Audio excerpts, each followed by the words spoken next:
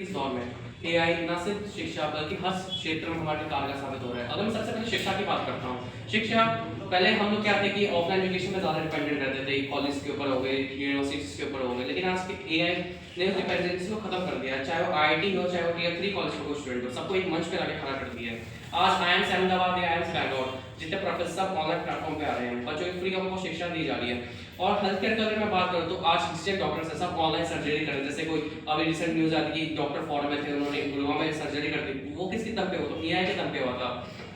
आज में कोई चीज़ की जरूरत है तो एआई की हेल्प ले सकता हूँ। और दूसरा एक नियम रहता है कि आपको जैसे जैसे सदी बदलते रहते हैं आपको बदलना पड़ेगा। अगर सॉफ्टवेयर पे अपडेट होता है आपको भी अपडेट होना ही पड़ेगा। साथ ही गवर्नेंस का भी मैं मुद्दे को बात लेकर चलूँ, सरकार ने एआई को बहुत अच्छे से यूज़ किया है, चाहे वो आधार कार्ड को लेकर हो, चाहे वो डिजिटल ई गवर्नेंस को लेकर हो। इनफैक्ट हमारी जो जुडिशरी है वो ई सर्विसेज को लेकर आई है। जैसे कि आप ऑनलाइन पिटीशन डाल सकते हैं। पहले क्या था कि आप जाते थे कोर्ट में, जैसे इलाहाबाद हाई कोर्ट आपको ऑफलाइन जाना पड़ता था, Delhi high court, supreme court. आज के आप सीधा ऑनलाइन पिटीशन आप डाल सकते हैं, रिट पिटीशन हो गया वो भी डाल सकते हैं। तो कहीं ना कहीं जो समय है और पैसों की बचत है वो एआई को कर रहा है। कईयों ने कहा कि एआई जो है वो कंपनीज को डाटा है। पहली बात उसमें एटीएस जैसी नाम एक चीज रहती है, यानी इसको बोलते हैं एटीएस फ्रेंडली, यानी ऑटोमेटिक टेलिंग सर्विस। अगर उससे एआई मैच खाता है तो ठीक है। और दूसरा बात कहते हैं कि एआई का मिसयूज जो है वो खतरनाक है।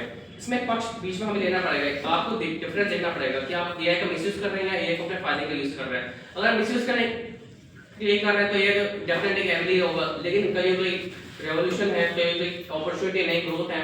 कई लोग कह रहे हैं कि भाई नौकरी खा गई है, एआई नौकरी नहीं खाता, कोई भी टेंशन आ सकता नौकरी नहीं खाएगी, नहीं नई नौकरी क्रिएट होती है। इनफैक्ट हमारे जो फ्रीडम फाइटर्स थे उनको भी ये बात पता थी कि चाहे इंडस्ट्रियल रेवोल्यूशन जो पहले हुआ था उन्होंने नौकरी नहीं खाई है, कि नई चीज बनी है, नई जिसको अडेप्टेशन में हमें टाइम लगेगा। एआई तो नई चीज नहीं है जो एकदम अभी रिसेंट के टाइम पे कोई चैट जीपीटी आ गया, एआई आ गया या नई ग्रोथ टेक्नोलॉजी आ गई तो एआई आ गया, नहीं। एआई एक निरंतर प्रोसेस है। चाहे दुनिया जब से बनी है तब से लेके एआई बनता गया। वीट का इन्वेंशन और उसको लोगों ने सोचा ये क्या है, उस जमाने में उनके लिए भी एआई था, हमारे लोग चैट जीपीटी बना है, हम लोग एआई है, हो सकता है अगली जनरेशन आई उनके लिए एआई होगा।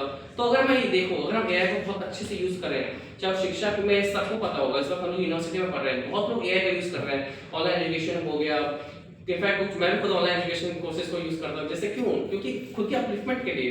अगर मैं ये सोचूं कि नहीं यार एआई बहुत बुरी चीज है, मेरे को यूज नहीं करना, आज तो कल एआई का सामना होना तय है। रोबोट्स फ्यूचर है इंडिया का, या पूरी दुनिया में फ्यूचर होंगे वो। एआई को हमें इस्तेमाल करना पड़ेगा, लेकिन डिपेंड करता किस चीज के लिए यूज कर रहे हैं। जैसे हमारी इंटरनल सिक्योरिटी हो गई, उसके लिए हम लोग एआई बहुत अच्छे से यूज कर रहे हैं। स्पेस टेक्नोलॉजी में एआई का बहुत अच्छे यूज हो रहा है।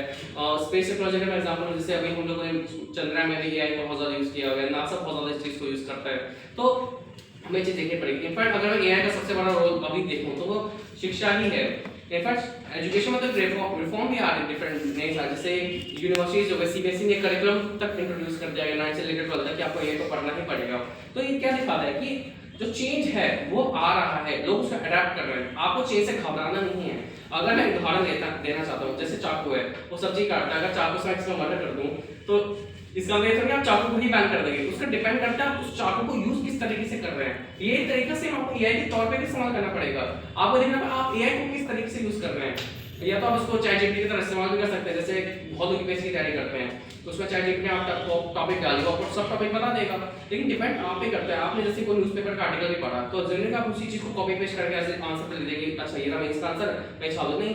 उसको आपने पढ़ा, आपने सोचा अच्छा ये पॉइंट है, इस पॉइंट के आधार पर मैं कितने और पॉइंट बना सकता हूँ, उस चीज को एआई इजी करता है कि ये पॉइंट मैंने आपको दिया, इस पे अंडरस्टैंड पे आपकी क्या थिंकिंग है। जैसे मैं उदाहरण देना चाहता हूँ, बहुत लोग एआई चैट जीपीटी को ऐसे यूज करके राइट ऑब्जेक्शन वो सब वो नई चीज है, उस चीज को आपको अडेप्ट ही करना पड़ेगा। अंत में बस यही कहना चाहता हूँ कि एआई एक रेवोल्यूशन है, चेंज आएगा, चेंज को आपको एक्सेप्ट करना पड़ेगा, बदलाव भी जिंदगी में नया करते हुए। जय हिंद, जय भारत।